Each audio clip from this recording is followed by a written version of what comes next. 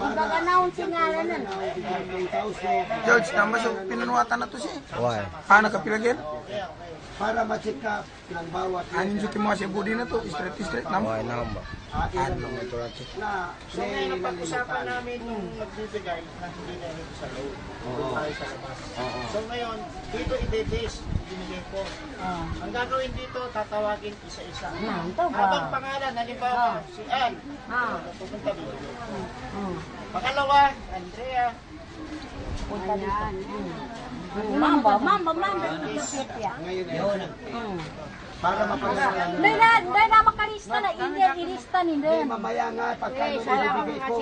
Ngayon, binigay ko na to doon. Ngayon ang base na nila. Lalagyan ng pangalan bawat Okay. So, okay na. Okay na. May tuloy mo piyasa ka ni, patawagan ni nga bawat isa. Hintay na makalista. Mamaya, hintayin ninyo. Dahil pinaselos ko yun para ibibigay ko sa... Oo, galing pinirmahan ko yan. Ay, wala na ako doon. Sisilin niyo si Wapakay Kasal. Sige, Ann. Okay, sir. Maraming salamat. Dahil ang ginawa ko, ang tausob, Di, sa ako man binigay ko lang kay na tanong Linda. siya. Lang na gina nagkukuha ni. Nakapalista ka po, Pecha. Bigyan niyo sa akin.